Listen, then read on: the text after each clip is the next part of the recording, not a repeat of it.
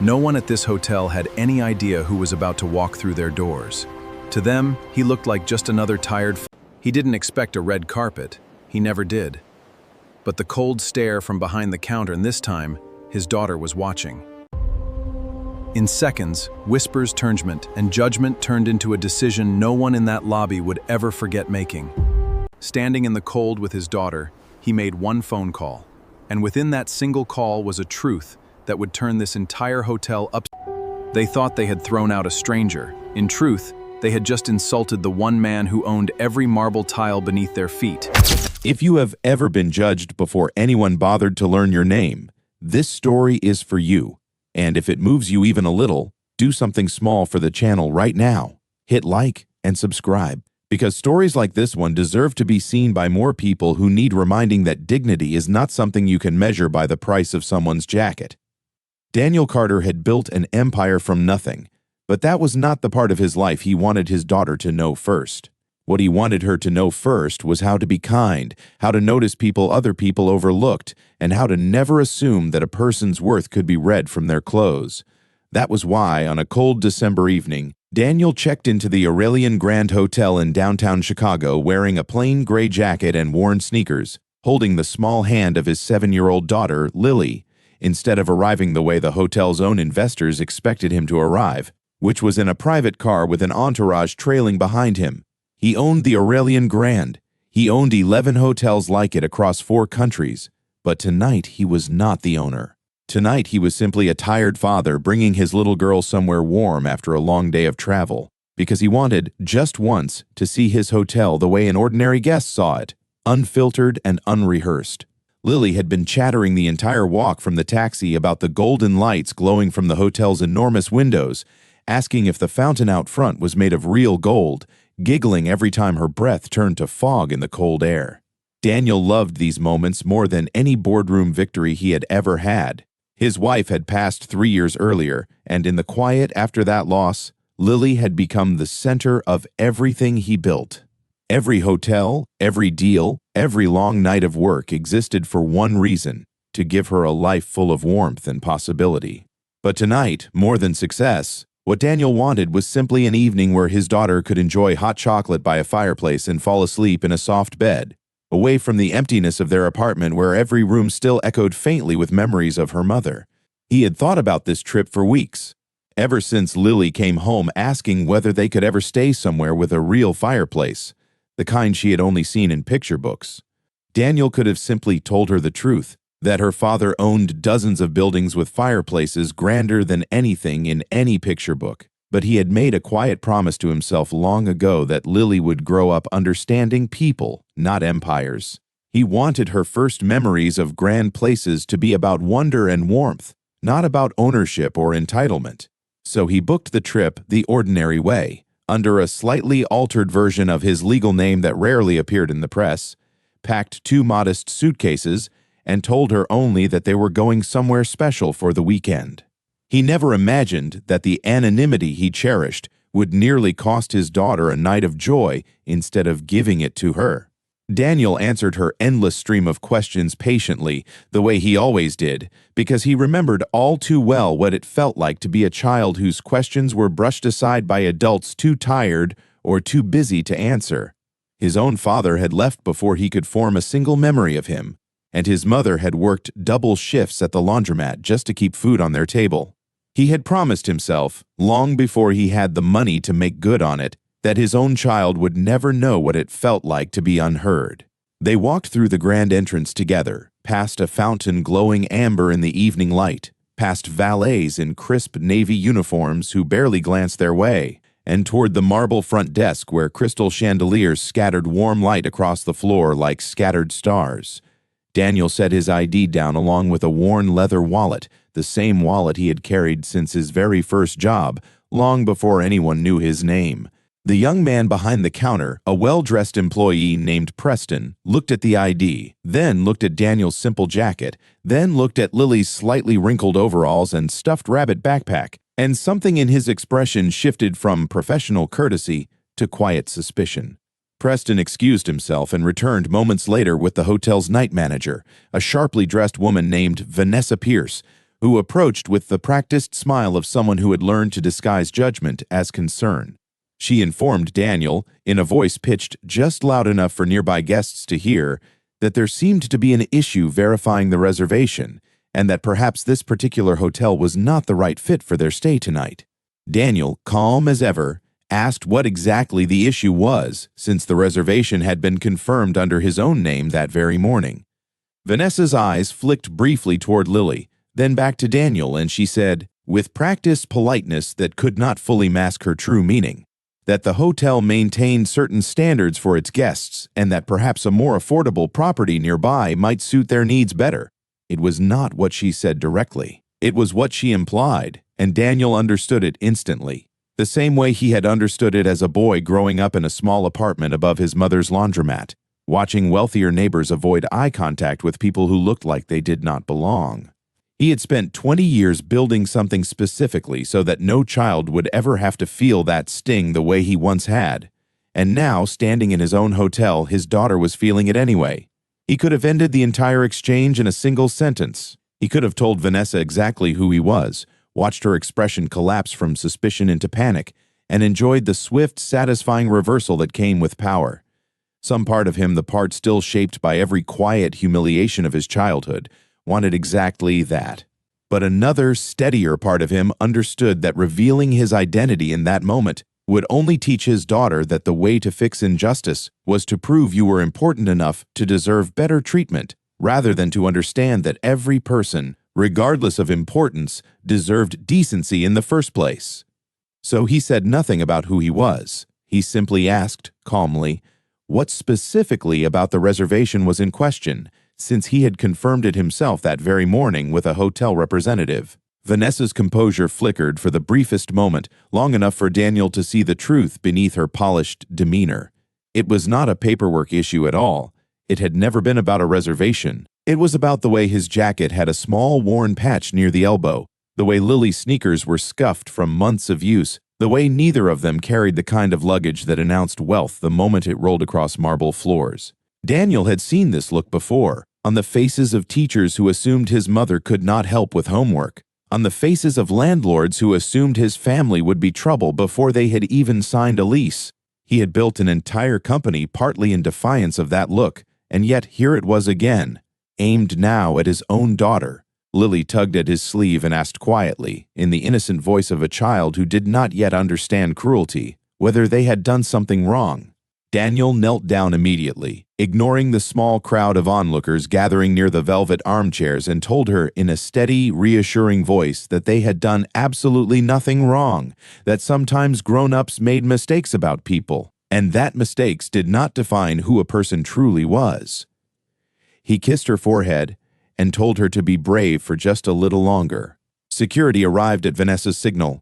Two broad-shouldered men in dark suits who approached with stiff, practiced formality, ready to escort the pair out of the lobby as though they were trespassers rather than paying guests. Daniel did not argue. He did not raise his voice. He simply stood, took Lily's hand, and walked toward the exit with the quiet dignity of a man who understood that dignity was never something someone else could take from him no matter how they treated him. But inside, something had shifted. This was no longer only about him. It was about every family who might walk through those doors after him and be judged the same way, unless something changed. Outside, snow fell softly under the warm glow of the entrance lanterns. Lily shivered, her small hand trembling in his, tears freezing slightly on her cheeks, before he gently wiped them away with his thumb. He told her they would find somewhere even better, somewhere with the coziest hot chocolate in the whole city, and her small, nervous laugh broke his heart and rebuilt it at the same time. For a moment, he simply held her against his chest on the cold marble steps, feeling her small frame shiver, and he thought about every version of this story that had played out before in front of other doors, to other families, families who did not have a phone call in their pocket capable of undoing the damage in a single hour. That thought settled into him heavier than the cold air, and by the time Lily's shivering slowed against him, he had already decided that this night would not end the way it had begun. He knelt there a moment longer, brushing snow from her curls, and told her that sometimes the people who doubted you the most were the ones who ended up standing in the shade of what you built anyway, and that tonight she was about to watch that happen. She did not fully understand what he meant, but something about the steadiness in his voice made the cold feel a little less sharp. Then, kneeling there in the cold, he pulled out his phone and called his executive assistant, Marcus, who had worked with him since the earliest days of the company, back when Daniel was renovating a single rundown motel with his own 2 hands and a crew of 4 men who believed in his vision before anyone else did. His voice when he spoke was calm but unmistakably firm. He asked Marcus to have the general manager of the Aurelian Grand meet him in the penthouse suite within the hour and to bring the hotel's full ownership documentation with him. Marcus, hearing the particular tone in his employer's voice, a tone he had learned over the years meant something had gone seriously wrong, did not ask a single question. He simply said it would be done and ended the call, already dialing the next number. Word moved through the hotel's executive channels like wildfire. Within 20 minutes, the general manager, a nervous man named Charles Whitfield, who had never personally met the elusive owner of the Aurelian Grand chain, received a call informing him that Daniel Carter, the founder and majority owner of Aurelian Hospitality Group, was currently standing outside his own hotel after being turned away by staff. Charles felt the blood drain from his face. He had built his career on this hotel's reputation for excellence, and in one careless evening, his own staff had humiliated the very man whose signature was on every one of their paychecks. Daniel and Lily were escorted back inside, this time not by security, but by a visibly shaken Charles Whitfield himself, who apologized so many times in the elevator ride up that Lily eventually asked her father, in a whisper, why the man kept saying sorry so much. Daniel simply squeezed her hand and told her that sometimes people needed practice remembering how to treat others with respect, and that watching someone learn that lesson was not something to be unkind about, but something to hope truly changed them. When the elevator doors opened onto the top floor, Vanessa Pierce and Preston were both waiting, having been summoned the moment ownership was confirmed. Their faces went pale as Daniel stepped out, no longer dressed as a stranger in their eyes, but recognized instantly as the man whose portrait hung, ironically, in the executive boardroom 2 floors below. Vanessa's mouth opened as if to explain herself, but no words came. Daniel did not raise his voice or demand punishment on the spot. Instead, he asked a single question that silenced the entire hallway.